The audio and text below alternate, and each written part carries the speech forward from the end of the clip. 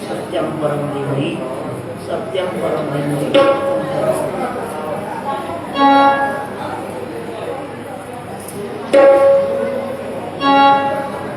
श्रीमद्भागवत महापुराणाचा आज 7वा दिवस। आज मद्भागवत पुराणाच्या कथेची सांगता म्हणायला लागणार नाही, पण कथा थांबणार। आज या ठिकाणी कथा थांबणार आहे। राजा परीक्षेचा उद्धार होईल, थांबणार आहे। त्या ग्रंथाची सांगता होणं शक्यच नाही। चंद्र सूर्य आहे ते म्हणून कथा थांबणार आहे, पण आपल्या दृष्टिकोनातून आज सांगता आहे। म्हणजे आपण ज्याच्यासाठी पहिल्या दिवसापासून शेवटच्या दिवसापर्यंत कथा श्रवण करण्यासाठी इथं आहात, त्याचं फळ शेवटच्या दिवशीच आपल्या पदरात पडत असते। मंदिर किती बांधलं आणि कळ जर नाही चढविला तर त्या मंदिराची सांगता होत्या का? नाहीच मला। तसं जसं भक्ती नविदा भावशुद्धवरी अलंकारावरी मुकुट बनी, तसं 7वा दिवस म्हणजे आपल्या मद्भागवत पुराणाच्या सांगतेचा दिवस। अखंड हरिनाम सप्ताहातल्या सुद्धा गात्याच्या पूजनाचा, ज्ञानेश्वरी पारायणाचा पण सांगतेचा दिवस। उद्या काला, उद्या हरिनामाचा खिचडी काला साधने, उद्या काला होणार। आज मद्भागवत महापुराणाचा सांगतेचा काल आहे। कथेला अनुभव देण्यापूर्वी थोडा परिहार आपल्याच भागातले कोलेवाडी महाराज माधव महाराज, तसं त्याचं मूळगाव दिग्रस, पोलेवाडीत येऊन स्थायिक झाले। पोलेवाडी सगळ्या गावात येऊन स्थायिक होऊन त्या गावाला भक्ती मार्ग दाखविण्याचं काम माधव महाराजांनी केलं। पोलेवाडी गाडी गाव काही असं साधं नाही महाराज। चेअरमन साहेब, तुमचं गाव काही साधं आहे का? मी म्हणणाऱ्याला एका क्षणात मला माहिती आहे, हुशार माणसं, तरी पण किती महाराजांना मेकअप केलं, त्याला वातावरण आणलं, परमार्थाला लावलं। इतकंच नाही, अनेक लोकांना गळ्यामध्ये माळवे घालून दिंडीला माऊर गडावर आणि इथं अनेक सप्ताहामध्ये महाराज परमार्थामध्ये आणलं। त्यांच्या उद्धाराचा मार्ग घेते महाराजांनी त्या लोकांना दाखविला. आणि आता हे अखंड हरिनाम सप्ताह त्यांचा या पंढरीश भगवान परमात्म्याच्या नगरीमध्ये 9वा सप्ताह आहे. 9 27 वर्षापासून वेगवेगळ्या क्षेत्रावर प्रत्येक 3 वर्षाला गीते महाराजांचा सप्ताह. असेच भाविक आपल्या भागातले अन्य त्यांच्याकडून पंक्ती घेणे आणि सप्ताह करणे. कोण आहे अशा करणारा माणूस? आपल्याला वेळ नाही. जास्तीला आपल्या आपल्या व्यवसायात गुंग आहेत माणसं. पण दिनरजनी ह्याची धंदा आणि गोविंदाचे पोवाडे घेते महाराजांनी जो वसा घेतलेला आहे की भगवंत चिंतन. आम्ही दोघंही एका गुरुकडे होतो, पण मी प्रपंचाकडे इकडे वळलो जास्त. आणि त्या माणसाने बघा आता थोडा मोठा परमार्थ एवढूस निवलेसे रूप लावेले द्वारे त्याचा वेरू गेला गगनावरी मोगला आपल्याला असा वटवृक्ष केला महाराज या भक्तीचा. म्हणून त्याला धन्यवाद द्यावं तेवढे कमी. मला माहित आहे पोलीसवाडी, माळा, पोलीस चोंडी, दांडगा, आपण सगळे त्या परिसरामध्ये फिरून काढलेले गाव आहेत. आणि म्हणून इथे महाराजांना तेवढे धन्यवाद द्यावं तेवढे कमीच पडतात. उपवास नाही म्हणायला काही हरकत नाही. त्यांना धन्यवाद. कथेचा आज 7वा दिवस. आज परीक्षित उद्धाराची कथा आहे. तत्पूर्वी परीक्षित उद्धाराच्या पूर्वी जे काही येणाऱ्या कथा उघड स्कंदातून त्या कथा आपल्याला या ठिकाणी श्रवण करायचे आहेत.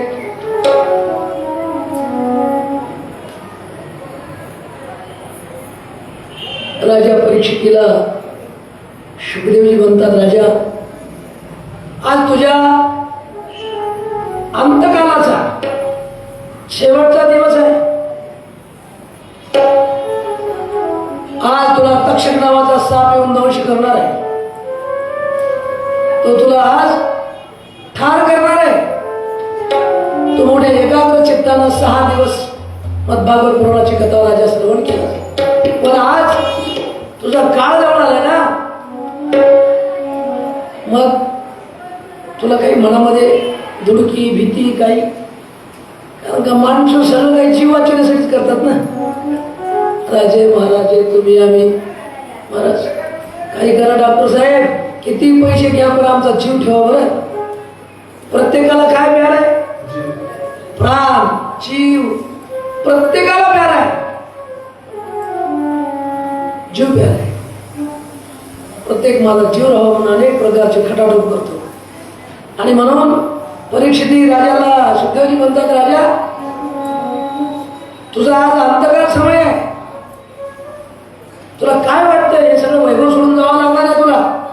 तुझं राज्य, तुझी संपत्ती, तुझं सगळं घर गोर सगळं सोडून देऊन तुला आता जायचं आहे. मग तुझी स्थिती काय झालेली आहे सांग राजा.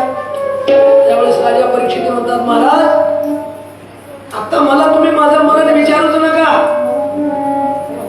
माझं मरण आता विचारायची गरज नाही. मी मरणाच्या पुढे गेलो. आता मरणाच्या पुढली जी अवस्था आहे ती मला प्राप्त झाली आहे. मरणाची माझे मरण गेले, बचत केले. अमर आता मी अमर झालेलं आहे. या मद्भागवत महापुराणाच्या कथा श्रवण करून मी आता अमर झालो. आता निमित्त मात्र मरण आहे. निमित्त मात्र स्थूल देह टाकायचे. आणि मरण हे आत्म्याला नाही. लक्षात घ्या, मरण हे आत्म्याला नाहीच. चंद्रदेवाले नमन. मरण हे आत्म्याला आहे. माझ शरीर हे स्थूळ आहे. हे पंचमहाभूताच आहे. हे शरीर प्रत्येकाला टाकून द्यावंच लागणार आहे. कोणी राजा असो, कोणी संत असो, कोणी महात्मा असो. नाही नाही नाही नाही, देव जरी असले मृत्यू लोकात जन्माला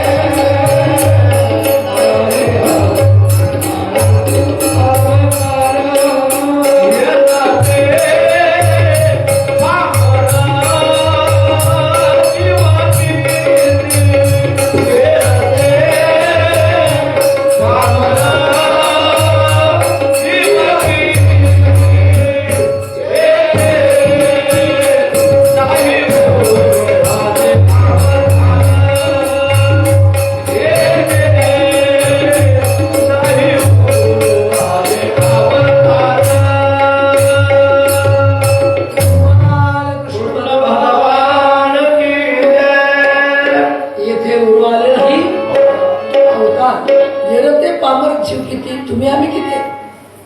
अवताराला आलेल्या देवाला सुद्धा या मृत्यू लोकांमध्ये देह ठेवावा लागतो. स्थूल देह टाकून निघून जावं लागते, म्हणून हा स्थूल देह आहे. राजा म्हणतो हे स्थूल देह जाणार आहे, माझा आत्मा कुठेतरी जाणार आहे, पण मला जी सद्गती मिळाली आहे ती वेगळी आहे. म्हणून महाराज मी आता अमर झालो. 6 दिवस तुमच्या मुखातून श्रवण केल्यानंतर मला जो आनंद मिळाला तो ब्रह्मतत्वाचा, परमतत्वाचा, ब्रह्मज्ञानाचा उपदेश, त्या ज्ञानामुळे माझा अंतकरण आता बस मन हे राम झाले, मन हे राम झाले आणि प्रवृत्तीशी ग्रासुनी निवृत्तीशी आले. माझं मन आता निवृत्ती अवस्थेवर आहे. माझ्या मनाला आता कशाची भीती नाही. आणि म्हणून महाराज आता मला पुढल्या कथा सांगा. जो भगवान कृष्ण परमात्म्याचा विवाह झाला द्वारकेमध्ये, पण मला माहिती आहे देवाला 1 नाही 2 नाही 16,107 आणखी बायका आहेत ना. एकच रुक्मिणी केली देवाने, एकच का रुक्मिणी आणली, तीही राक्षस विधीने हरण करून नेली. एका पत्नीचं लग्न. देवाला 8 मुख्य राण्या, बाकी 16,000 उपराण्या कृष्ण परमात्मा. मग आता ही कथा मला ऐकायची ना, ही कथा मला श्रवण करायची आहे. तोपर्यंत माझं मन का समाधान होईल महाराज. आणि म्हणून मला देवाच्या 16,107 राण्याच्या विवाहाच्या कथा सांगा अशी शुकदेवजी राजा परीक्षित शुकदेवजीला म्हणतात. त्यावेळेस शुकदेवजी म्हणतात राजा, त्यावेळेस रुक्मिणीचा विवाह झाला. देव आपल्या संसारामध्ये रममान झाले सोबत. त्यावेळेस रुक्मिणी माता बरोबर राहिली. पहिला मुलगा जन्माला रुक्मिणी देवीला, पण दुर्दैव असा तो मुलगा लहान असतानाच शंभरासूर नावाच्या दैत्यानं महाराज उचलला आणि समुद्रात नेऊन टाकला. कृष्ण परमात्म्याचा फार द्वेष करणारे असुर समुद्रात टाकला. तो मासा एका कोळ्याला सापडला. त्या कोळ्यानं मासा उचलला, पाकशाळेमध्ये राजाच्याच घरी आणला. 100 दैत्याच्या घरी, 100 दैत्याच्या पाकशाळेमध्ये हा मासा दिला. पण ज्यावेळेस महादेवाने मदनाला ज्यावेळेस जळलं होतं आणि रतीला त्यावेळेस वर दिला होता, तू जा 100 तिथं राहा, माया या नावानं तिथं तुला तुझा मदन भेटेल आणि तिथून मग पुन्हा तुमचा विवाह होईल असं शाप होता. आणि म्हणून ती माया तिथं दासी होती स्वयंपाक करायला. तिच्या हातात तो मासा पडला, तिने तो मासा कापला. तो मासा कापला असताना त्या माशाच्या पोटातून एक लोखंडाचा तुकडा निघाला. तो तुकडा पाण्यात टाकून दिला समुद्राच्या. आणि तो मासा ज्यावेळेस कापला त्यावेळेस माशाच्या पोटातून हा बाळ रुक्मिणी देवीचा जन्माला, म्हणजे पोटातच होता, गिळला होता माशानं, तो जीवन निघाला. त्या बाळाला बघितल्याबरोबर त्या माया नावाच्या दासीनं त्याचं लालन पालन सुरू केलं. तो बाळ म्हणजे भगवान कृष्ण परमात्म्यासारखाच हुबेहूब श्याम सुंदर, तसेच नाक, तसेच डोळे, तसेच कान देवासारखाच होता. मग तो बाळ लहानाचा मोठा 100 काय माहिती स्वयंपाक फक्त राजघरात पाठवून देणे एवढंच काम होतं. नारदजी एका दिवशी आले. नारदजीने सांगितलं त्या माईला, हे तुझा पती आहे, याचा सांभाळ कर. मग पती म्हणून सांभाळ करू लागली. थोडा मोठा झाला तो मुलगा, ही बाणाचा तुकडा टाकला एका पारद्याला, एका व्याधाला सापडला. त्या बाणाचा तुकडा त्या व्याधानं काय केलं, तिखट केलं. तिखट निशाण्यावर लावून कधीतरी हरिण मारायला सापडेल आपल्याला, पण त्यावेळेस बाण लावून हरणाला मारू म्हणून तो तुकडा नाही महाराज. तो कथा वेगळी आहे, तो सांबाच्या पोटी, ती कथा सांबाच्या पोटी घुसवायची आहे. फक्त या इथपर्यंत बोलता बोलता बोलताना तुला कथा पुढे गेली. मग महाराज गोपाल कृष्ण भगवान कथा पुढे यादव वर्षाच्या शापाच्या वेळेची आहे, धनुष्यबाणाच्या तुकड्याची. या बाणाच संगोपन करत असताना मग ती माया त्याची जी सेवा करू लागली ती आता पुत्ररूपाने करून करत नव्हती, पतिरूपाने सेवा करू लागली. तो बालक म्हणू लागला त्या मायेला, मी तुझ्या हातामध्ये जेवण कर, तुझ्या हातातून जेवण करतो, लहानाचा मोठा होत आहे, तू अशी माझ्याशी माये अशा प्रकारचं ममत्व का दाखवत आहेस पती पत्नीसारखं.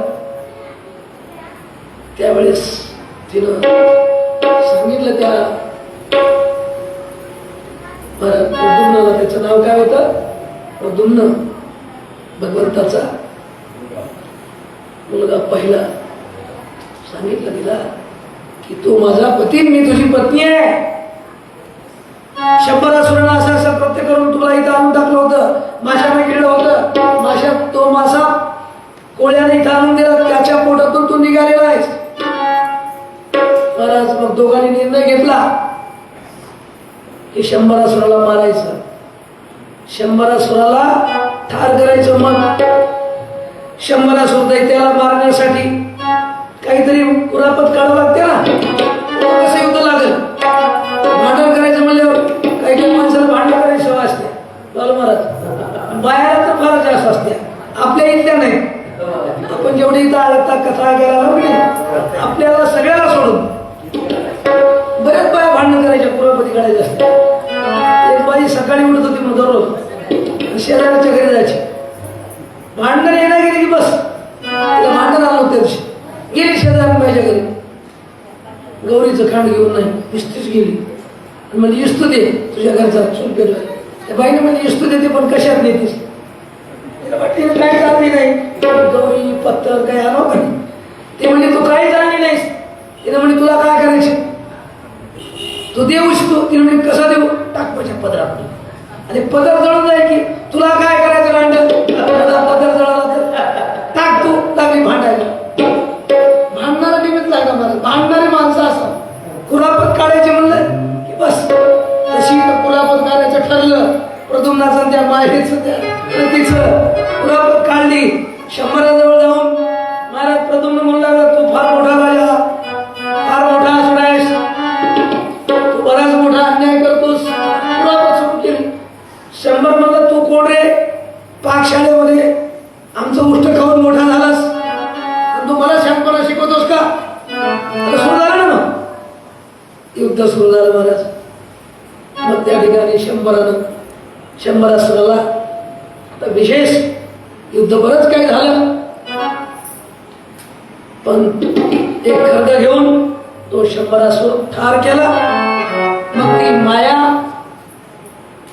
प्रद्युम्न विमानात बसले, द्वारकेला आले. द्वारकेला आल्याबरोबर राजवाड्यात आले. सख्या बऱ्याच मिळाल्या. काय सुंदर आहे मुलगा, कृष्णासारखाच आहे, कृष्णच आहे, कृष्णासारखाच चेहरा आहे अशा मुलाच्या तितक्यात रुक्मिणी देवी आली. रुक्मिणी देवीने बघितली, मलाही वाटायला लेकरू माझंच आहे काही की. मग ते भगवान परमात्मा तिथं आले. देवाने सांगितले तुझंच आहे, तुझाच बाळ आहे. प्रद्युम्न बाळ देवाचाच मानस. ही सुरुवातीची कथा तुम्हाला सांगितली. आता पुढे आपल्याला जायचं, दुसऱ्या बायका कशा केल्या ते. एकदा द्वारकेमध्ये भगवान परमात्मा आपल्या सिंहासनावर होते. सगळे देवाचे दरबारामध्ये प्रधान वगैरे सगळे बसलेले आणि अचानक द्वारकेच्या परिसरामध्ये सूर्यासारखा उजेड दिसू लागला. एक व्यक्ती द्वारकेत येऊ लागला.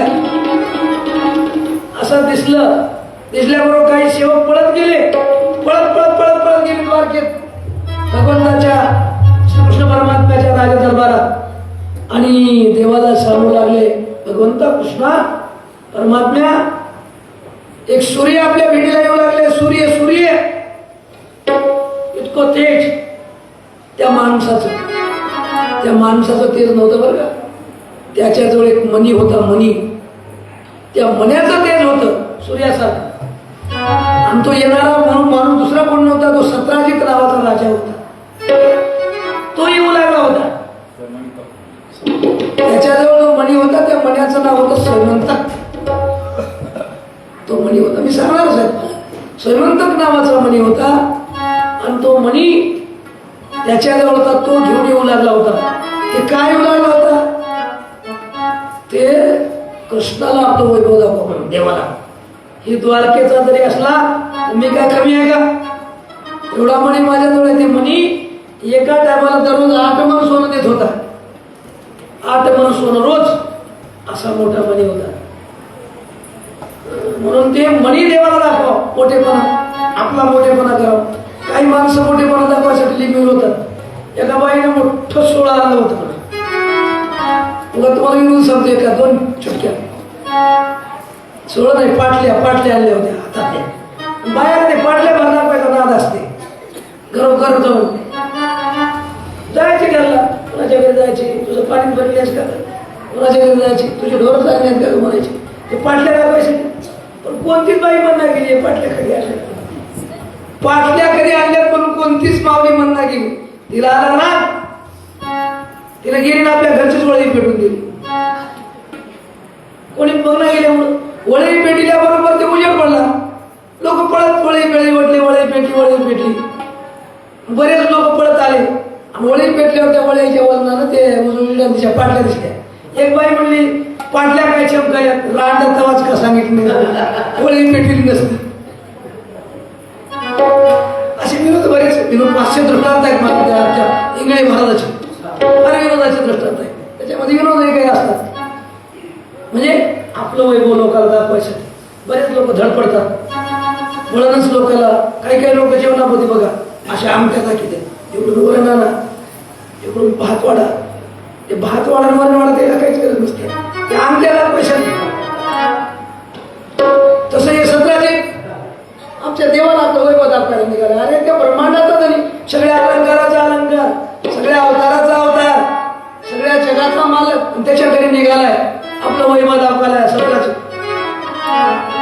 देवानं सांगितलं त्या द्वारपाळाला सेवकायला, थांबा म्हणले, ते दुसरा सूर्य कोणी नाही, तो सत्राजित राजा आहे, ते आलाय.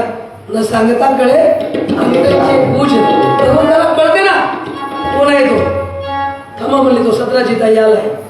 आला राजा. नमस्कार. या राजेसाहेब बसा. राजाला आसन, राजदरबारात वेगळी व्यवस्था होतीच. भगवंताच्या राजवाड्यामध्ये एक आसन, त्या आसनावर बसविलं सत्राजिताला.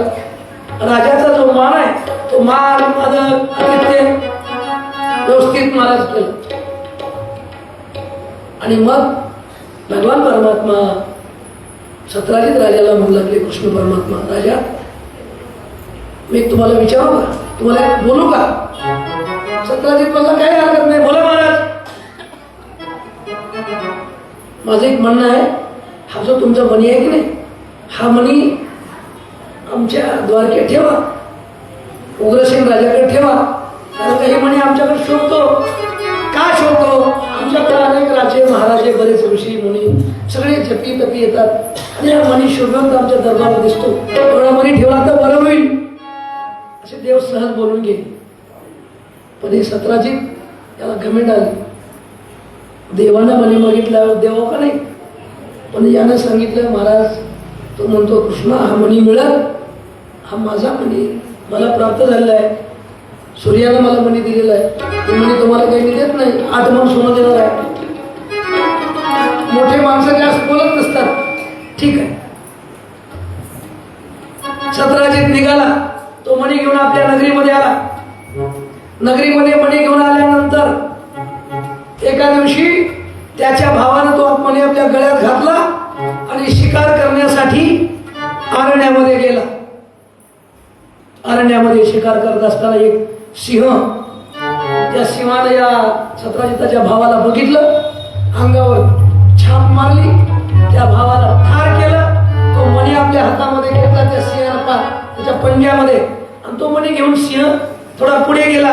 पुढे जांबवंत होता, त्या जांबवंतानं बघितलं या सिंहाला. जांबवंतानं त्या सिंहाला ठार केलं. जांबवंत दुसरा कोणता नव्हता, रामायणामधला जांबवंत होता, खूप जांबवंतच होता. त्यानं ठार केलं आणि त्याला मारून ते मणी घेतला. तो मणी, तो जांबवंत ज्या विहारात, ज्या भुयारात राहत होता, तिथं त्याची पत्नी, त्याचे लेकरं त्या विहारात भुयारात घेऊन गेला. आपल्या लेकराला खेळासाठी तो मणी स्वयंबंधक मणी देऊन टाकला. मणी दिलं बरं महाराज, पण लक्षात घ्या मायबाप हो, तुमच्या आमच्यावर कोणी आळ आणतील त्याच्यात नवल नाही. तुमच्या आमच्यावर कोणी दोष ठेवतील, चांगलं वागू नाही, नवल नाही. देवावर दोष ठेवला, देवावर आळ आला, देवाला डाग लावला. पुन्हा त्या सत्राजित राजावर, सत्राजित राजा भाऊ शिकारीला गेला, आला नाही. 2 दिवस झाले, 4 दिवस झाले, 5 दिवस झाले, भाऊ आला नाही. मणी त्याच्या सोबत होता.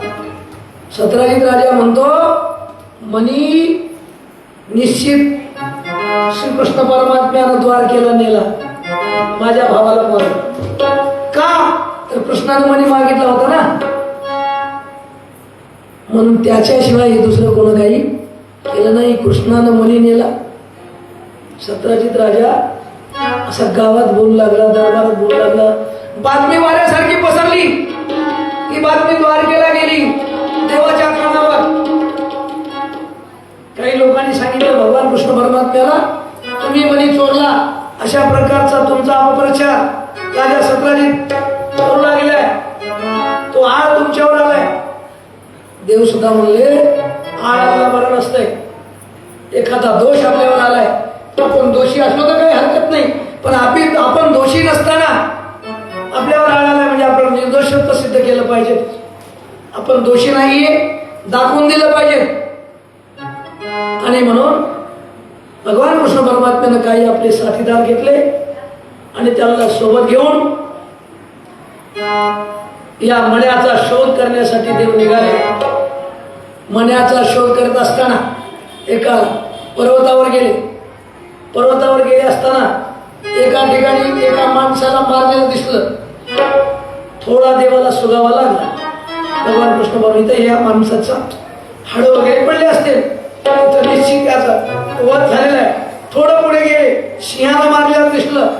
आता तर नक्कीच तपास लागेल म्हणून थोडं पुढे गेले असताना एक त्या पर्वताला वेळी पर्वताची गुहा दिसली.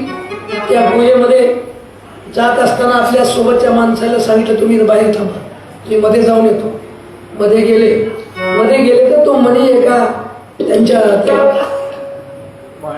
त्या अश्वलाच्या त्याच्या मुलीच्या हातामध्ये तो मणी आहे, ती खेळू लागली होती. भगवान परमात्मा त्या मण्याजवळ गेले, मणी घ्यावा असा प्रयत्न करू लागले.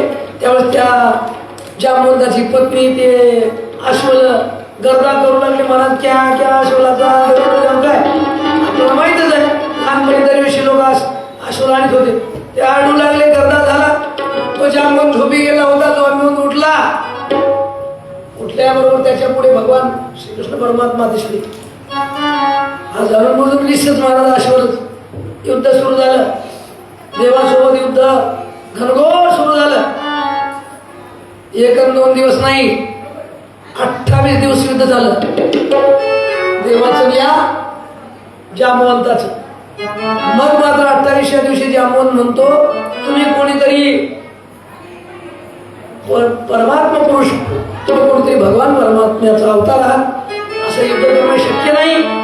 असं म्हणल्यावर देव म्हणले, अरे तुला मी ओळख का दिली नाही, तू काय म्हणतोस काय नाही, तुझी ओळख करून अगोदर तुझा पराक्रम बघायचा होता. जांबवंता मी राम अवतारामध्ये मी राम होतो त्यावेळेस तू जांबवत होतास आणि त्यावेळेस तू विश्रांतीला इथं आलास. तेव्हापासून तुझी माझी भेट नाही. शांत बोलू नका. आज आपल्या कथेचा सप्ताहाचा सांगतेचा दिवस आहे. मोठा आनंदात घालवा. मोठ्या प्रेमात आनंदात आजचा दिवस गेला पाहिजे. महाराज एकदा भजन करा. भजन करा. राधे हात वर करा. टाळी वाजवा. मालू महाराज दामोदर म्हणतील.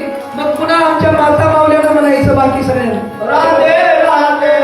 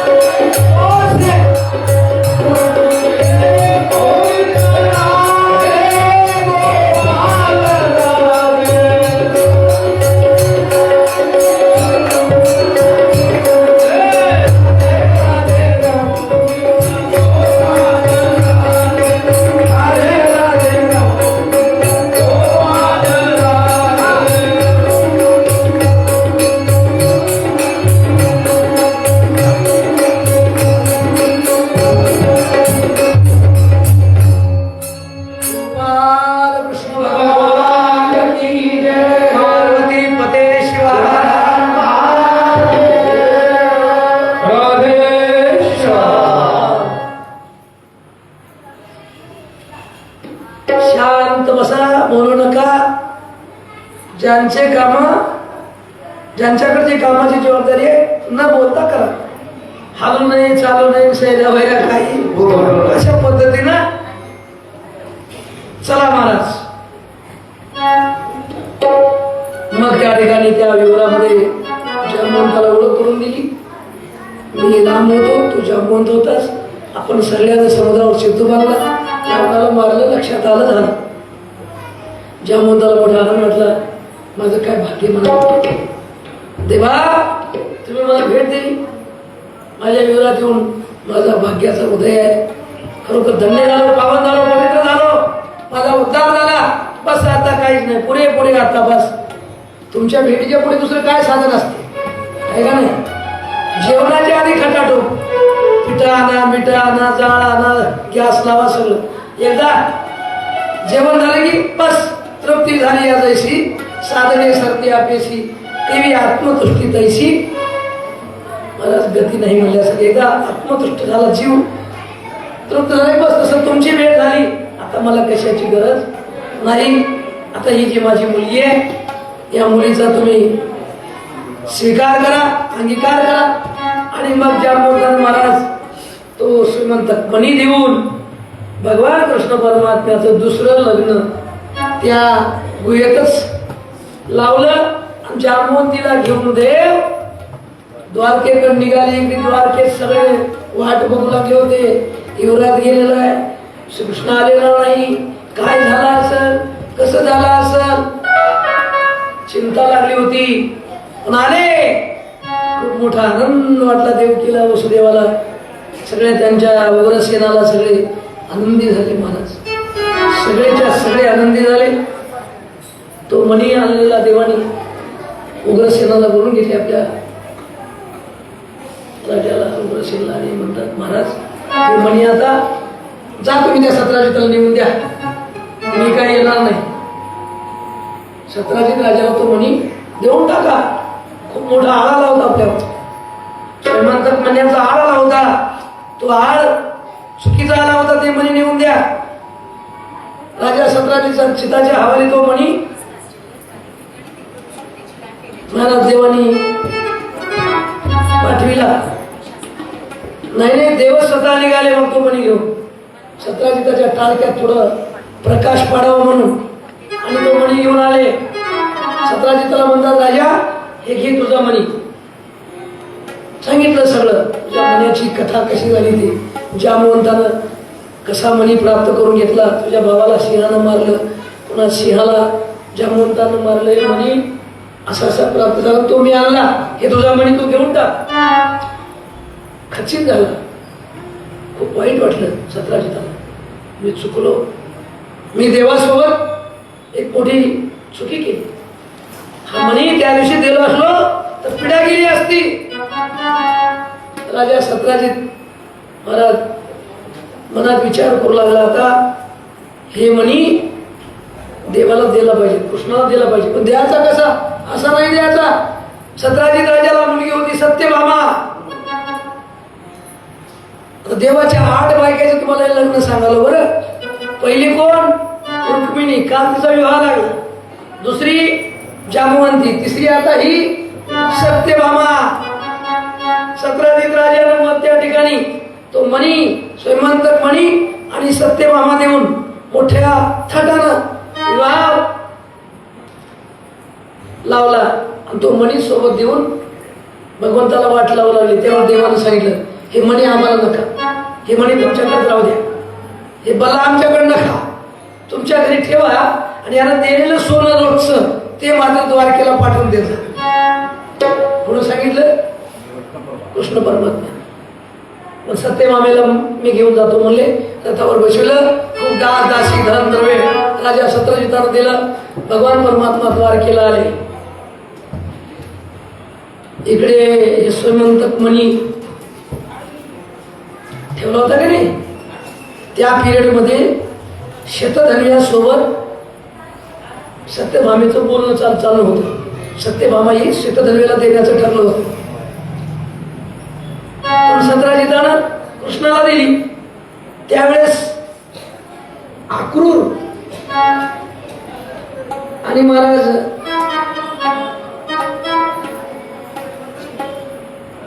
अक्रूर काका यांनी शतधन्याला एक राय दिली. महाराज,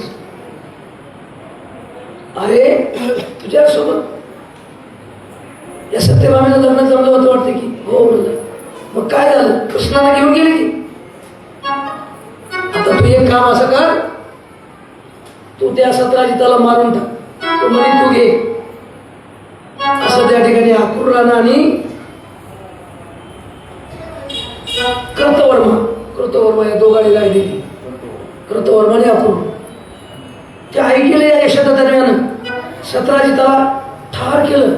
त्यावेळेस योगायोगानं भगवान परमात्मा इंद्रप्रस्थाला गेले होते. त्याला निरोप आला होता की लाक्षागृहामध्ये पांडवाला जाळलेला आहे, विषाचा प्रयोग केलेला आहे.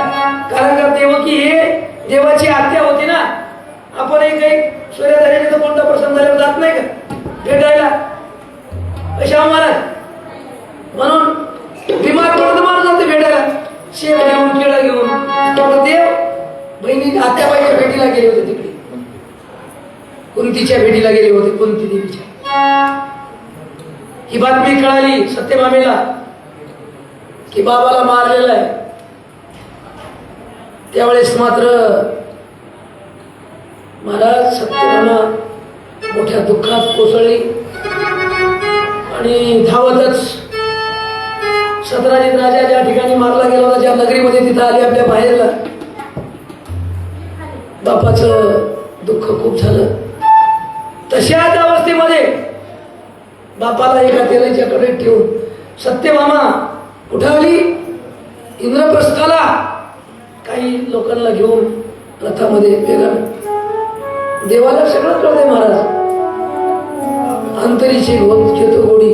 देवाला काय माहित नाही का, बलराम दादा सोबत होते. सत्यभामा येऊन रडू लागली, माझ्या बापाला मारलं त्या शतधन्यानं, बघा माझा बाप ठार केला. देवही मागत सत्यभामेसारखं रडू लागले, बरोबर आहे, मामाला मारलं, डोळ्यात पाणी आणू लागले. बलराम दादा रडू लागले. लोगीच महाराज हे सगळं भगवंतानं अवतार कार्य बरोबर करून दाखवलेलं आहे. अवताराला आला तसं देव अवतार कार्य करून दाखवू लागले. रडले थोडे. काय करावं सत्यभामी, काळाची प्रारब्धाची ही वेळ आपल्या हातात नसते, प्रारब्ध आपल्या हातात नसते, काळ आपल्या हातात नसते. झालं ते होऊ दे, चला जाऊ. पुन्हा निघाले, पुन्हा आले द्वारकेला, पुन्हा सत्राजिताकडे गेले, सत्राजित राजाच्या नगरीत गेले, अंत्यविधी केला सत्राजिताचा. आणि महाराज देव मागं लागले मग या शतधन्वाच्या. शतधन्वा पळू लागला. कारण का शतधन्वाला वाटलं आता देव मला वाचू देत नाही, तो मनी कुणाकडे ठेवावा म्हणून कर्तवरिमाकडे गेला. कर्तवर म्हणला आपल्याकडे नको रे बाबा, एवढा मोठा पराक्रमी कृष्ण एका क्षणात सुटकी सरकी मला मारून टाकेल. ते म्हणे अक्रूराकडे ठेव. अक्रूर का काय घाबरले, कराय केले करणी.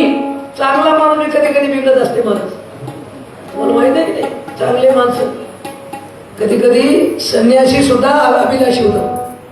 एक संन्यासी स्नानाला दररोज जायचा, दररोज. आणि जात असताना त्याला घाम ती दिसायची, नदीच्या काठावर पडले. त्या संन्याशानं ते काळवटी बघायची आणि त्याला वाटायचं उचलाव काय की, उचलाव काय की, उचलाव काय की. पण मी संन्यासी आहे ना, कसं घ्यायला जमते लोकांचं धन. एक धोबी कपडे धुणीवर लागला होता. तो संन्यासी त्या धोब्याला म्हणालाय, धोबे दादा इकडे काय मलाच काय काय नाही, ते एक अंगठी पडली, ही अंगठी मी तुला देतो ते घे. ते धोबी म्हणला महाराज मी 6 दिवसापासून बघालो, पण ही अंगठी आणखी मी हात लावला नाही का, ते माझी नाही. दृष्टांत संपला. थोडक्यात तुम्हाला सांग, 6 दिवसापासून धोब्यानं त्या अंगठीवर ममत्व ठेवलं नाही, पण संन्यासाला एका क्षणात त्या अंगठीचं ममत्व झालं होतं. संन्यासी सुद्धा कधी कधी मन विचलित करतात. जरी झाला संन्यास, जरी झाला संन्यासी तरी माध्यानाशी तोंडवाशी, पोट भरायसाठी पण नका महाराज.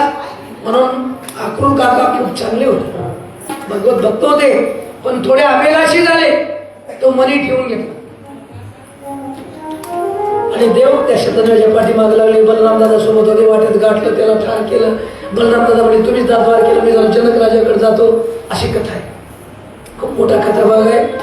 मग पुन्हा तो मनी नाही, त्याच्याकडे मनी निघाला नाही, त्याला ठार केलं देवाने मार्गामध्ये.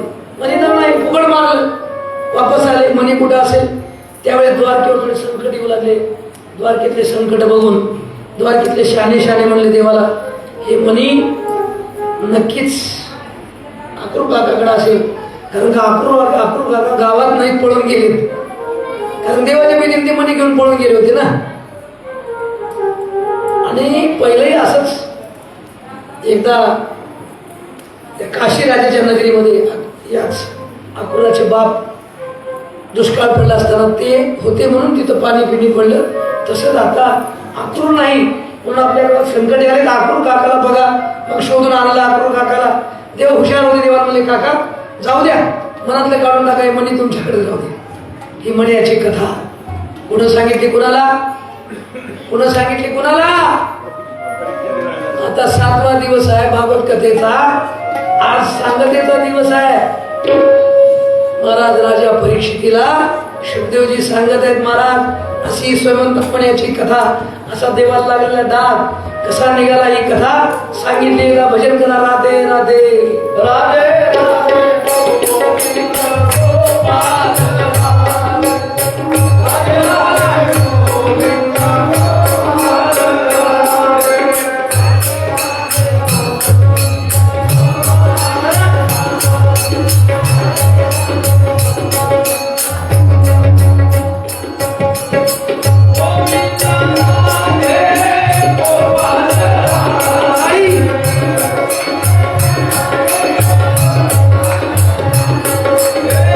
Oh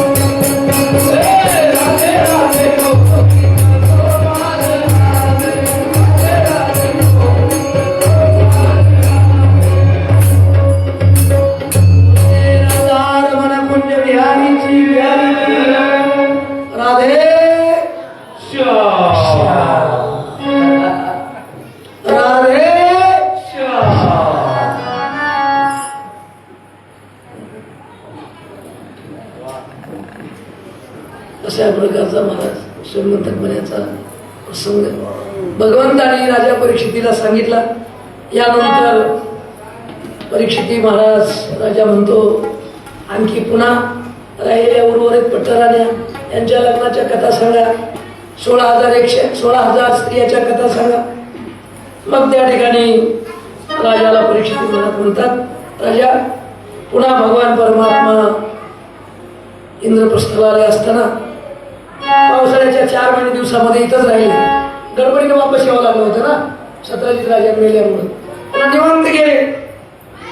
निवांत असताना एका दिवशी अर्जुन आणि भगवान परमात्मा यमुनेच्या काठावर गेले असताना यमुनेच्या काठावर एक तरुण मुलगी तिचं घर त्या पाण्यातच आहे आणि ती मुलगी तपश्चर्या करू लागली होती. तिचं नाव होतं कालिंदा. ती सूर्याची मुलगी होती. सूर्याची तिच्या बापानं तिला घर बांधून दिलं होतं आणि तिची तपश्चर्या कशासाठी होती की वैकुंठातला देव भगवान भगवान विष्णू परमात्मा माझा पती झाला पाहिजे, तोच माझा पती झाला पाहिजे अशी तिची तपश्चर्या होती. अर्जुनाने जवळ गेले आणि त्या मुलीला म्हणले बाई तू कोण आहेस, कुणाची आहे? तिने सांगितलं मी सूर्याची मुलगी आहे, मी विष्णू परमात्मा माझा पती व्हावा म्हणून तपश्चर्या करीत आहे. माझ्या बापानं मला या मुलीच्या पाण्यामध्ये निवास करून दिलेला आहे. मग त्यावेळेस अर्जुनाने देवाला जाऊन सांगितलं. लगेच तिला तिथून घेतलं, इंद्रप्रस्थात आले आणि मग बरेच दिवस राहून तिला रथात घेऊन द्वारकेला आणलं आणि द्वारकेला आणून विद्युक्त कालिंदी सोबत भगवंतानं लग्न लावलं. गोपाल कृष्ण भगवान की जय. किती झाले लग्न? 4. आता राहिल्या 4 महाराज. दुसरी विंद नावाची, विंद आणि अनुविंद हे दोघं अवंती देशाचे राजे होते. त्यांच्या बायकोचं नाव होतं, त्यांच्या बहिणीचं नाव होतं. हे दोघही दुर्योधनाच्या बहिणी, दुर्योधनाची बहीण या अवंती देशाच्या राज्याला गेली होती. तिचं नाव होतं मित्रवंदा. अनुविंद राजाची मुलगी अवंती राजाच्या, अवंती देशामधल्या विंद आणि अरविंद राजाच्या राजाची मुलगी मित्रवंदा म्हणजे दुर्योधनाची भाची. मित्रवंदा ही दुर्योधनाची भाची आणि ही स्वयंवरामध्ये देण्याचा वर त्या राजाने ठेवला होता. पण देवानी माहिती मिळाली की त्या स्वयंवरामध्ये आले आणि स्वयंवरात जसं रुक्मिणीला नेलं तसंच शिस्कावून घेऊन जाऊन लग्न लावून टाकलं. कुणाचं? मित्रवंदेचं. गोपाल कृष्ण भगवान. 5वं लग्न झालं. आता 6वं. नग्नजित नावाचा एक राजा होता. त्याच्या मुलीचं नाव होतं सत्या. पण त्या राजाने एक पण केला होता. त्याच्या घरी एक 7 माजलेले बैल होते. त्या बैलाला एकदाच जर कोणी व्यसन घालील त्यालाच ही मुलगी द्यायची. आता कोणाची ताकद आहे एकदाच माजलेले बैल कसे घालायचे हे देवाला कळालं. देव सत्याला बनवून घेण्यासाठी, तिला सगळ्यात हरून घेण्यासाठी आले महाराज. कौशल्यपूरचा तो राजा होता. राजानं आदरा तिथे केलं. बरं झालं. आणि मग कृष्ण परमात्मा म्हणले तुमचं काय म्हणणं आहे? काही नाही, ज्याला या बैलाला व्यसन लावी त्याला आमची मुलगी द्यायची आहे. काही हरकत नाही. गुप्त रूपाने देवानं 7 वेश धारण केले. मधल्यामध्ये 7 बैल एका दावणीला आणले. एकदाच व्यसन ओढली आणि महाराज बारकले पण जसं गाड्या घेऊन फिरते तसे बैलाला घेऊन फिरू लागले. टाळी झाली त्या ठिकाणी. बस मुलगी दिली आमची सत्या. महाराज सत्तेचा विहाव देवासोबत लावला. गोपाल कृष्ण भगवान की जय. आता ही 6वी. आता 7वी जी भट्टराणी होती ती भद्रा, ती काही देशाच्या राजाची मुलगी. तिचा मात्र योग्य रीतीने विवाह करून घेतला देवानं, भावानं बापानं संमतीने. आणि त्यानंतर शेवटची मुलगी लक्ष्मणा. ही लक्ष्मणा सुद्धा भगवंतानी तिचं पण स्वयंवरातलं हरणच केलं. काही दामटून गेल्या आणि काही लग्न लावून केल्या. अशा हे भगवंताच्या 8 राण्या आता तुम्हाला पांडुरंगाच्या जवळ दिसतात. सुधारणा चालू आहे. पण सगळ्या अष्टनायिका कुठे आहेत? ते देवाच्या अष्टनायिका तिथं आहेत पांडुरंगाच्या जवळ. आता मंदिरामध्ये आहेत महाराज. आपण पांडुरंगाचं दर्शन घेतलं की या अष्टनायकाचं दर्शन घेत होतो. कामं चालू आहेत सध्याच्या. ह्या 8 राण्या राजा परीक्षित म्हणतात महाराज या 8 झाल्या पण 16,000. आता 16,000ची कथा सांगतो एकदा. आणखी भजन करा.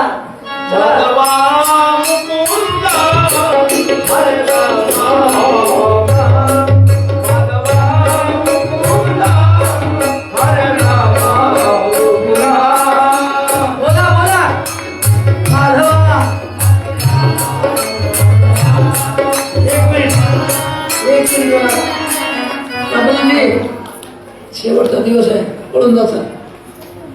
तबल्याच्या मधून आवाज. इकडे बघा माझ्याकडे.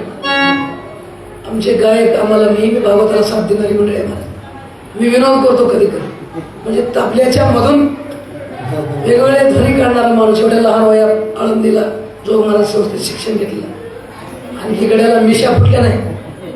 पण खूप मोठ्या आवाजात विजयवाडीचा आहे आपल्या. गुणवान मुलगा. आमचे मेजर साहेब, आमचे बालू महाराज, जानकीराम महाराज मला साथ देतात. तुम्हाला सगळ्याला मी एकच विनंती करतो. आम्ही म्हणल्यानंतर तुम्ही जोरात भगवंताचं नाम चिंतन करा ना. मी नेहमी सांगत असतो लेकरू मोठ्यानं आवाज दिल्याशिवाय आई लेकराला स्तनपान पाहिजे द्या का?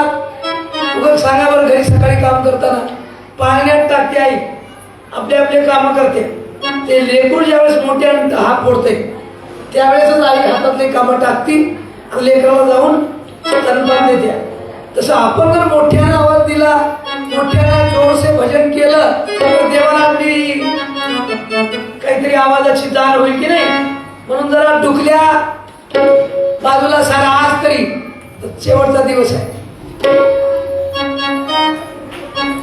डुकल्या बाजूला सारा, आळस बाजूला काढा आणि मोठ्या उत्साहानं करा भजन. हरी बोल, हरी बोल, हरी हरी बोल, हरी बोल, हरी बोल, हरी बोल, हरी हरी बोल.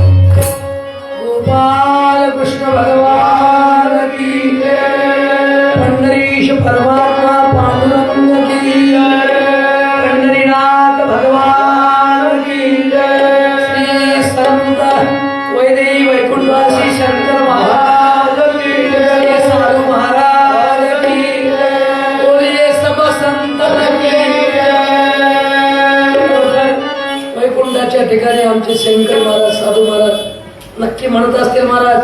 गीते महाराजांनी आमच्या या पंढरीच्या निवासामध्ये खूप मोठं भजन सुरू केलंय. ऐकत असते. मी तर म्हणतो माझ्या एवढा भाग्याचा कोणीच नाही.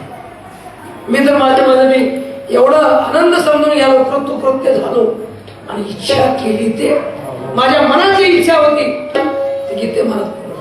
मला कशाचीच अपेक्षा नाही, तुम्हाला माहिती. मला कोणाच्या पैशाची अपेक्षा नाही. मी चंदू महाराज, मी लहान वयापासून रामायण सांगतो, रामायण सांगत सांगत कीर्तन कीर्तन सांगत सांगत शक्य शक्य सांगत सांगत आता कथा सुरू केल्या 5-7 वर्ष. मी कुठंच रुपये घेत नाही, कसली अपेक्षा नाही. आणि खरंच निष्काम सेवा करत असताना मला तुम्ही इथपर्यंत आणलं घेते महाराज. ज्या महाराजांच्या आसनावर मला सांगण्याचा योग, म्हणजे मी तर म्हणतो माझा आता काही शिल्लकच नाही. पूर्ण इच्छा केली ते पावलं, जी इच्छा होती इच्छा पूर्ण झाली. आता अशाच प्रकारची इच्छा आयुष्यभर भगवंतानी ठेवावं, हेची दान देवा देवा. तुझा विसर न व्हावा.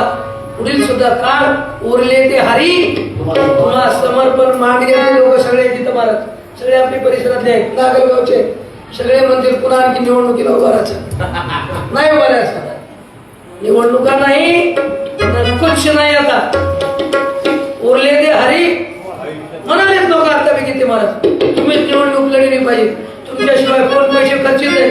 चालू आहे म्हणून पैसे आता इकडे खर्चायचे, खर्चिले इकडे आता 5 वेळेस. कोण लढले आपल्या सर्कलमध्ये 5 वेळेची वर्ष सांगा बरं. म्हणून आम्हाला इथं पंढरपूरला किती महाराजाला आम्हाला बघायचं काहीतरी मोक्याची जागा. जाऊ द्या माझं राजकारण, पण इच्छा केली ते कंधारकर महाराजांच्या या नगरीमध्ये, या मठामध्ये, या त्यांच्या वास्तव्यात कथा करण्याचा योग आला. वैकुंठातून आपल्या या विचाराचं, आपल्या या भक्तीचं स्वरूप ते बघत असते. म्हणून तुम्ही आम्ही सगळे पावन झालो, धन्य झालो. अशा महात्म्याच्या भूमीमध्ये आपलं कितीही पाप असू द्या महाराज, तो का म्हणे पापे आणि जाती संतांची या जपे. अशा महात्म्याच्या नामाचा जप केल्यावर पाप राहत नाही, पापच राहत नाही. म्हणून संताशिवाय देवाची प्राप्ती नाही, लक्षात घ्यावा.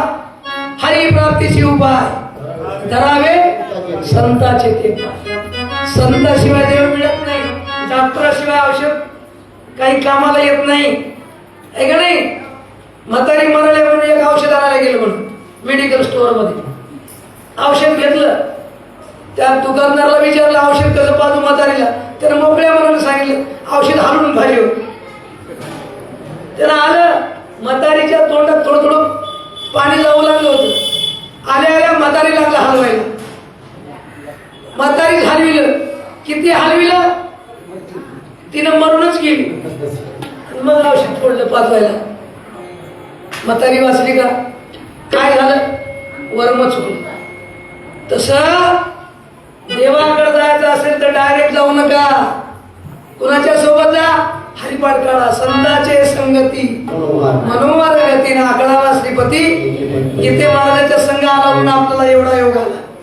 हे डॉक्टर आहे, हे न दिलेलं औषध आपल्या कामाचं आहे. मनानं घेतलेलं म्हातारी सारखं आहे, मरावं लागते महाराज. म्हणून संतांच्या संगतीमध्ये भगवंत करतो, संतांच्या संगतीमध्ये देवाची प्राप्ती होते. असा हा मार्ग महाराज आहे संतांच्या संगतीनं. धरा संतांचे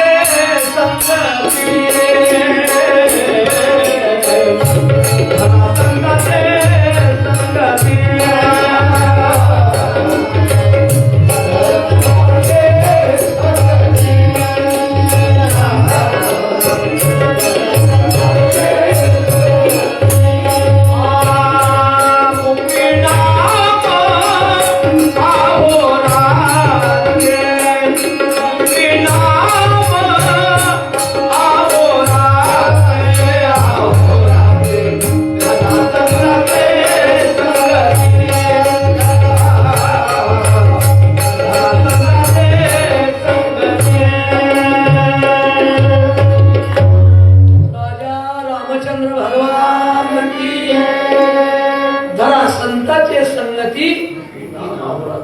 मुखी नाम अहोराती. बस संतच आपल्याला सगळा मार्ग दाखवतात. संतांच्या संघर्षाशिवाय तरणोपाय नाही म्हणा. म्हणून तुकोबाराय असो, ज्ञानेश्वर महाराज असो, हेच सांगतात त्यांच्या अनुभवात. उठा संतांच्या संगतीमध्ये जा, तिथं देवाची प्राप्ती. खूप याच्यावर प्रमाण आहे, पण आता आपल्याला प्रमाणापणे जायचं नाही. रात्री कीर्तनात बघू आता संत महिमा, संतांची संगत आणि मागणी पण. महाराज राजा परीक्षित म्हणतात, महाराज 16,000 कशा केल्या देवानं? एक नरकासुर, त्याला भौमासुर म्हणतात, दैत्य, फार बलशाली दैत्य. त्या दैत्यानं 16,000 स्त्रिया राज्य लोकांना जिंकून त्यांच्या राज्यातल्या आपल्या गावात आणून बंदिस्त केल्या होत्या. नगरीमध्ये एका ठिकाणी कोंडून ठेवल्या होत्या. तो नरकासुर एवढा बलशाली होता, त्याच्या नगरीला 7 आवरण होते. खूप जंगलाचे, पाण्याचं, विस्तवाचं, आणि त्या सगळ्याच्या मध्ये त्याचा एक मित्र होता, 5 तोंडाचा मूर नावाचा दैत्य. त्याला राखायला ठेवलं होतं. त्यानं सगळ्या सार्वभौम राज्य मिळलं होतं. त्यानं आदितीचे कुंडल आणला होता हिसकावून युद्ध करून, वरुणाचं छत्र आणलं होतं, आणि मेरू पर्वतावरला देवताचा मणी आणला होता. असा तो भौमासूर 16,000 स्त्रिया बंदिवासात टाकून राज्य करू लागला होता विचारानं. इंद्रानं जाऊन देवाला सांगितलं द्वारकेमध्ये, देवा बघा आता खूप दैत्य आणखी शिल्लक आहेत, मारायचे 4 महिन्यापर्यंत सगळ्यात मारायचे आपल्याला, वेळ लावू नका. बघा बरं, त्या भौमासुरानं 16,000 बाई बंदिस्त ठेवले. इंद्राचं सांगितलं, सांगणं ऐकल्याबरोबर देव चढाई करून आले या भौमासुराच्या नगरीवर, नरकासुराच्या. आणि मग युद्ध करत असताना हे मूर नावाचा दैत्य आडवा आला. त्याला 5 मुख होते, त्याचे 5ही शिर तोडून टाकले युद्धामध्ये. त्याचे 5 पोर होते, ताम्र, अंतरिक्ष, श्रवणी, वाहुनी, वसू. ते धावत आले देवाच्या अंगावर, त्यालाही मारलं युद्धात खलास. त्या भौमासुराच्या आईचं नाव होतं पृथ्वी. ती पृथ्वी देवाला शरणाली. तिनं अशी शरणाली नाही, ते कुंडल, ते वरुणाचं चामर, वरुणाचं छत्र, ते पर्वतावरला जो देवाला आणलेला मणी होता त्याला हिसकावून ते मणी ते घेऊन आली आणि भगवंताच्या चरणावर अर्पण केली. आणि त्या नरकासुराचा मुलगा भगदत्त नावाचा, त्याचा सांभाळ करा, त्याचा मुलगा आहे, हा फार घाबरलेला आहे महाराज, तुम्ही याचा सांभाळ करा म्हणून हवाली केली अशी. आणि मग भगवंताने त्या भगदत्ताला आपल्याशी करून त्याच्या डोक्यावर हात ठेवला. आणि मग भगवान कृष्ण परमात्मा त्या 16,000 बंदिवासात टाकलेल्या त्या स्त्रियाकडे गेले. सगळ्या एकाच जेलमध्ये होत्या, एकाच जेलमध्ये. त्या सगळ्यांनी भगवंताला बघितल्याबरोबर सगळ्याच 16,000 स्त्रियाचे मन काय म्हणू लागले, काय म्हणू लागले, हाच आमचा पती झाला पाहिजे, हेच आमचा पती, हाच आमचा पती, बस आमचा पती, याच्या बाजूला दुसरा कोणी नको. एवढं सुंदर स्वरूप, एवढा सुंदर भगवान परमात्मा, कृष्ण परमात्मा, हाच आमचा पती झाला पाहिजे. त्यांच्या मनातल्या भावना कोणाला कळतात? भगवंताला कळतात. कोणी केलं देवानं?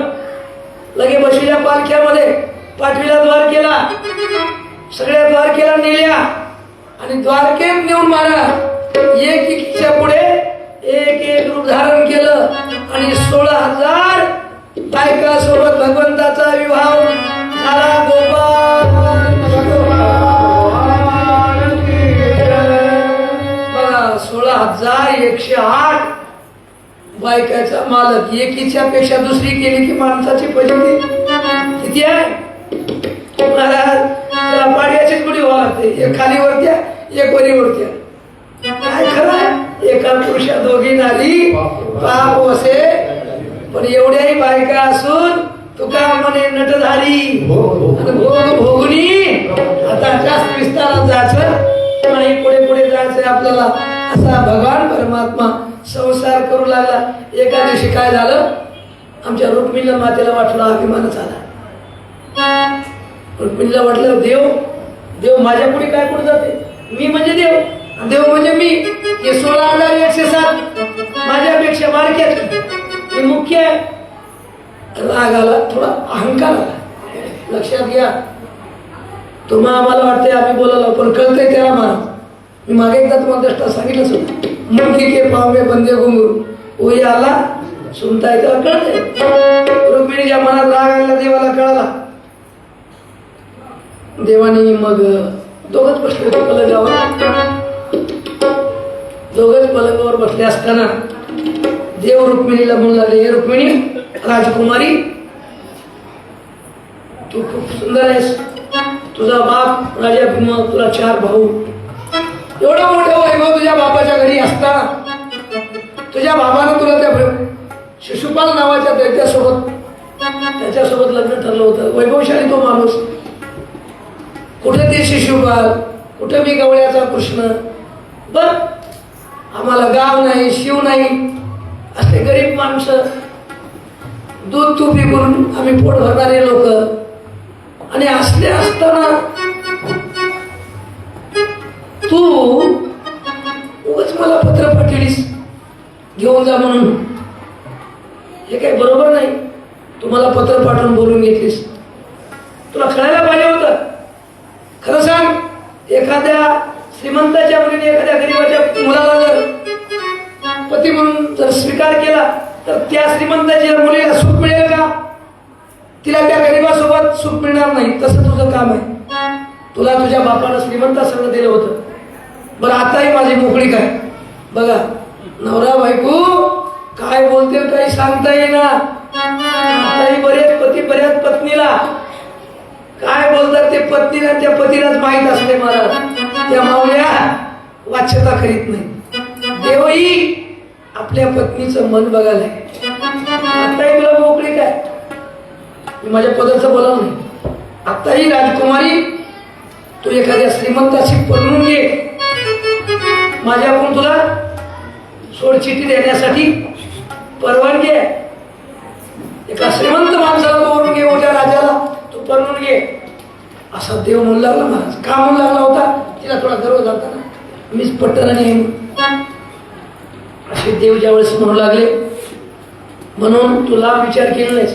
तू थोडा विचार केलीस, माझं थोडस पराक्रम ऐकलीस, आणि थोडा पराक्रम ऐकून तू माझ्या सोबत निघून आलीस. लक्षात घे, गरीबाच्या सण गेल्यावर फार अडचण येत असते.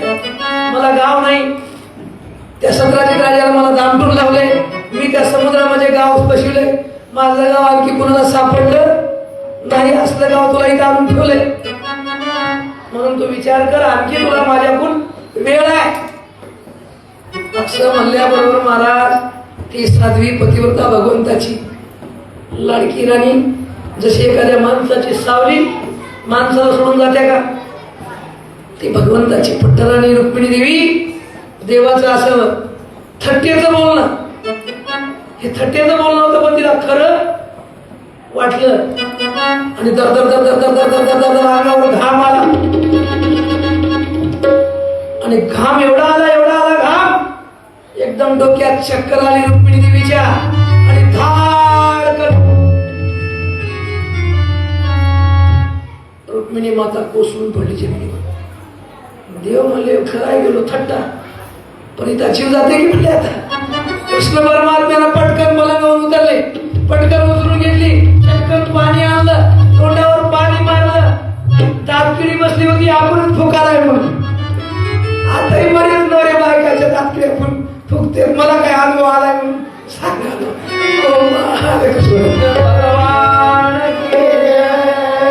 बायकाला बोलते तर मग दातकिडी आली की नाही, मग आपणच फुकत बसते, आहे का नाही? खरं बोलला त्यावेळेस कुठेच बरं वाटतं. अरे सत्य बोले मुख्य देव नाही म्हणा. रागाने बोलल्यावर बऱ्याच वेळेस बायका दातकिडी मारून बसत्या. खरं असते खोटं असते त्याला माहित. महाराज रुक्मिणीची दातकिडी बसली. देवानं पाणी आणलं, तोंडावर टाकलं. रुक्मिणी उठ, मी थट्टा केलं तुझी, मी तुला सोडून राहील त्या वेळेला, उठ उठ. असे देव ज्यावेळेस म्हणू लागले त्यावेळेस दातकिडी निघाल्यावर रुक्मिणी सावध झाली. आणि सावध झाल्यावर तिला म्हणू लागले, तुला बसलाच बोललो तर तू एवढं मनावर घेतलीस. एवढं कुठं मनावर घ्यायचं असते का? तू आणि मी काय वेगळे आहे का? तुझ्यासाठी मी काय केलं ना, एवढ्या लोकांना युद्धाच्या ठिकाणी नामोहरम करून तुला घेऊन आलो, आणि मी तुला कसा सोडील? उगं तुझं मन बघितलं. देव म्हणू लागले त्यावेळेस रुक्मिणी म्हणते, देवा बोलायचं ते बोलावं, पण तुम्ही काही थट्टा करून असं कसं म्हणता? डायरेक्ट माझी फारकतच करायला निघालो, सोड चिठ्ठी द्यायला. मी कसं ऐकून घेईन? शक्य नाही. तेव्हा मी तुमच्यापासून वेगळी नाही. खूप मोठी स्तुती रुक्मिणी मातेने देवाची केले 2-3 पानं ती स्तुतीचीच आहे. अशी स्तुती केली महाराज. रुक्मिणी माता आनंदी केल्या. अशा अनेक कथा श्री राजा सुखदेवजी राजाला सुखदेवजी भगवान सुखदेवजी ऋषी मुनी सांगू लागले. राजा परीक्षित श्रवण करू लागले. यानंतर आणखी एक कथा आहे. द्वारकेच्या ठिकाणी साम हे जे भगवंताचे जे मुलं आहेत अनिरुद्ध हे बारके छोटे छोटे मुलं एकदा एका विहिरीच्या काठावर गेली. विहिरीच्या काठावर असं जाऊन बघितले मध्ये तर एक मोठा सरडा बघायला मिळाला. एक मोठा सरडा बघून हे मुलं घाबरले आणि घाबरून भगवान कृष्ण परमात्म्याकडे आले आणि देवाला म्हणलं देवा एक सरडा फार मोठा आहे. कृष्ण परमात्म्याला म्हणू लागले. त्यावेळेस स्वतः कृष्ण परमात्मा तिथं आले. त्या सरड्याला काढण्यासाठी आपला हात खाली घातला आणि आंघोळी लावली म्हणजे करंगळी लावली. करंगळी लावल्याबरोबर ते सरडा त्याचं रूप सरड्याचा देह तिथंच पडला आणि दिव्य अशा प्रकारचा कानात कुंडल डोक्यावर मुकुट असा एक पुरुष त्या सरड्यातून उभा राहिला आणि हात जोडून देवाच्या पायाला उठाकर घालू लागला. त्यावेळेस देव म्हणतात अरे काय चमत्कार झाला. सरड्याचा माणूस तू कोण आहेस सरडा काय झालास असा देवाने प्रश्न केला. त्यावेळेस तो म्हणतो महाराज मी कोणी नाही मी नर्ग नावाचा राजा होतो. नर्ग राजा होतो. भगवंता काय सांगावं मी एवढं पुण्य केलं पण पुण्य करता करता कधी कधी पाप होत असते बरं. एका म्हणता भले नानिका सहजची निंदिले. कधी कधी पुण्य करताना पाप होते. पुण्य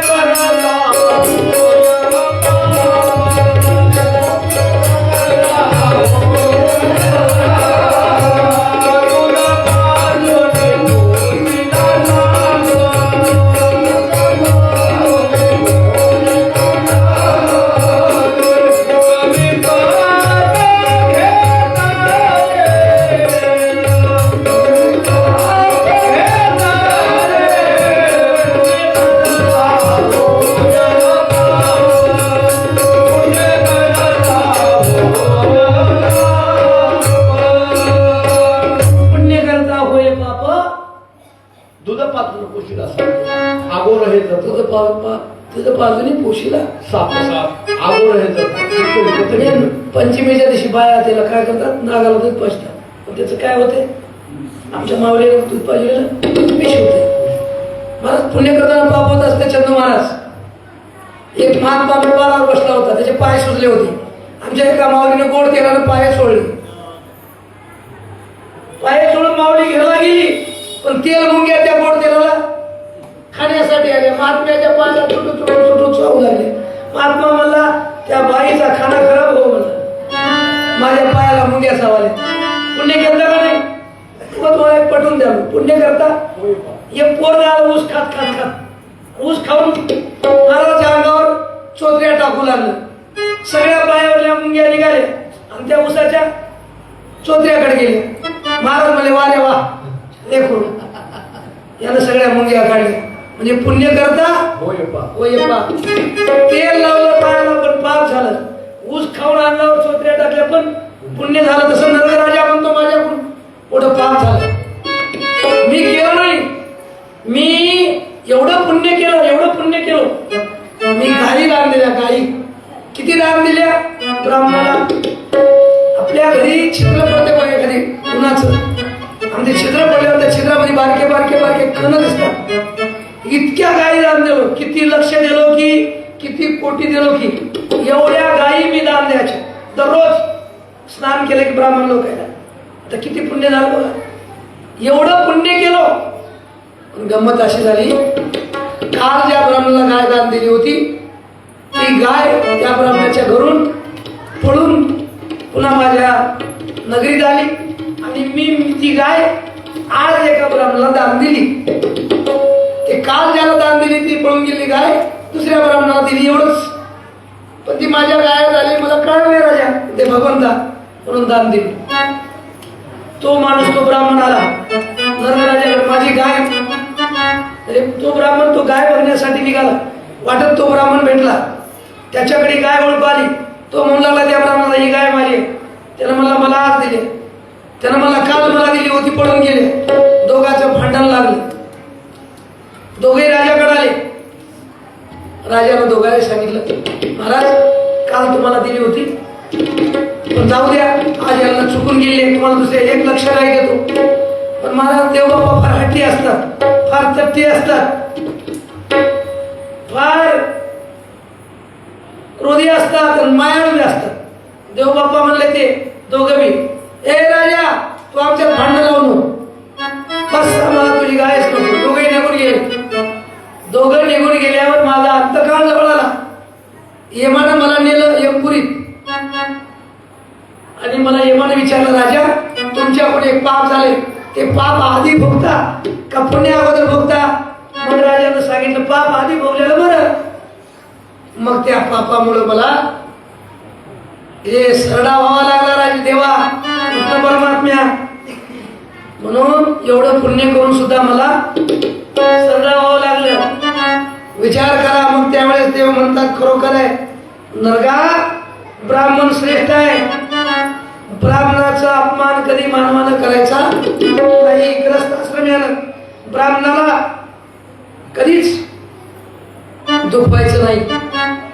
हे ब्राह्मण आमचं आराध्य दैवत आहे, म्हणून त्याची सेवा करायची. देव स्वतः म्हणू लागले, मी एखाद्या विषयाला घाबरत नाही, पण ब्राह्मणाला घाबरतो. विष त्याला मी घाबरत नाही, पण ब्राह्मणाला नक्की मी घाबरतो. ब्राह्मण माझं धन आहे, ब्राह्मण माझं स्वरूप आहे. ब्राह्मणाला कधी त्रास द्यायचा नाही, असं या ठिकाणी भगवंतानी बरंच काही नरकराजाच्या पुढे ब्राह्मणाच्या अधिकाराचं वर्णन सांगितलं. ही नरकराजाची कथा शिवदेवाजी राजा परीक्षितला सांगत म्हणतात, राजा आता तुझा प्राणकाळ जवळ येत आहे, सावध हो. ऋषीशृंगीचा शाप, त्या शापानं तुला आता तो तक्षक नावाचा साप दंश करणार आहे. मध्ये बऱ्याच कथा आल्या. त्या कथा सांगत असताना महाराज प्रसंग असा आला, इकडे भगवान परमात्मा आपल्या द्वारकेत असताना धर्मराजाला एक सूचना सुचली. ऋषी मुनींनी त्यांच्या पुढे त्यांना सांगितलं राजा धर्माला की धर्मराजा तुम्ही राजस्व यज्ञ करा. मग धर्मराजाने राजस्व यज्ञाचा आरंभ करायचा निर्णय घेतला. द्वारकेला निरोप आला देवाला बोलण्यासाठी. देव द्वारकेहून राजस्व यज्ञासाठी इंद्रप्रस्थाला आले आणि राजस्व यज्ञ करण्याचं ठरलं. पण देवाने सांगितलं धर्मराजाला, भीमाला, नकुळाला, सदेवाला, आपल्याला अगोदर सत्राजिताला मारावं लागेल. याला त्या कोणी अगोदर आपल्याला त्या जरासंधाला मारावं लागेल. कारण जरासंध पुन्हा आणखी हजारो सैनिक घेऊन येईल, यज्ञ होऊ देणार नाही. जरासंधाचा वध केला पाहिजे. मग जरासंधाला असं म्हणायचं नाही, कप्तानं म्हणायचं. म्हणून जरासंधाच्या नगरीमध्ये ब्राह्मणाचा वेश धारण घेऊन पळून गेले भीमदेवजी, अर्जुन आणि भगवान कृष्ण परमात्मा. बाकीचे नकुल सदैवला दुसरीकडे पाठवलं यज्ञासाठी, आश्व देऊन धन धान्य गोळा करण्यासाठी. आणि आपण स्वतः जरासंधाच्या नगरीमध्ये आले. जरासंधानं ब्राह्मणाला बघितल्यावर तो जरासंधाचा प्रिय होता. वंदन केलं, आसन टाकले बसायला. जरासंधाने पूजा केल्यानंतर जरासंध म्हणतो, महाराज काय आपलं म्हणणं आहे, आपण काय मागणार आहात ते मागा. त्यावेळेस जरासंधाला हे तिघही म्हणतात, जरासंधा आम्हाला दुसरं काही मागायचं नाही, आम्हाला द्वंद्व युद्ध मागायचंय, तुझ्यासोबत युद्ध करायचे. त्यावेळेस जरासंध म्हणतो, मी तुम्हाला तेव्हा निवडून दिले केव्हा याच्या हातातल्या या इथं घट्टे पडलेले बघितले, त्याच्या हाताला असं गदा धरलेली बघितली, तेव्हाच मी ओळख केले तुम्हाला कपटी आहो म्हणून. मग देवानं सांगितलं, अरे आम्ही दुसरे कोण नाही, मी कृष्ण आहे, हे भीम आहे आणि हे अर्जुन आहे, आम्हाला तुझ्यासोबत युद्ध करायचे. जरासंध म्हणला, मी काही येडा नाही, गावाळा नाही, अर्जुनासंग युद्ध करायला. अर्जुन माझ्या पुढे युद्ध करू शकत नाही, तू तर कृष्ण नुसता खोटाच आहेस, तुझ्यासोबत मी युद्ध करीत नाही, युद्ध करील तर भीमासोबत युद्ध करतो, अशा प्रकार जरासंधानं सांगितलं. आणि जरासंधानं जाऊन 2 गदा आणल्या कुठून, नगरीतून, आणि महाराज दोघांच्या हातात 2 गदा दिल्या आणि युद्ध सुरू झालं. दोघांचं गदेचं दन दन एकेकावर त्याला युद्ध सुरू झालं. खूप दिवस युद्ध चाललं, जरासंध काही मेला नाही. त्या जरासंधाला एक वरदान होतं. त्या जरासंधाला त्याच्या आईचं वरदान होतं. म्हणून देवाला सांगावं लागलं, अशी एक मी तुला त्या युद्धामध्ये काडी चिरून दाखवतो, असं त्याला चिरून टाक म्हणजे ते मरते. मग दुसऱ्या दिवशी युद्ध सुरू झालं. जरासंधाला भीमानं असं वरी पाय धरला आणि जर एखादी लाकडाची साल काढावं तसं त्याचे 2 भाग केले. जरासंध ठार झाला. भगवान कृष्ण भगवान. आणि मग यज्ञात इकडे आले वापस. पुन्हा इंद्रप्रस्थामध्ये यज्ञ सुरू झाला. यज्ञाचा अग्रपूजेचा मान कुणाला द्यायचं ठरलं. सहदेव उठले. यज्ञाचा अग्रपूजेचा मान भगवान कृष्ण परमात्म्याला द्यायचा आहे. ब्रह्मांडाचा मालक आहे तो. सहदेवानं सांगितलं. सगळ्यांना मान्य. टाळ्या वाजवल्या, संमती दिली. ठराव झाला. भगवान कृष्ण परमात्म्याला अग्रपूजेचा मान देण्याचा, देवाला अग्रपूजेचा मान देण्यासाठी सिंहासनावर बसले.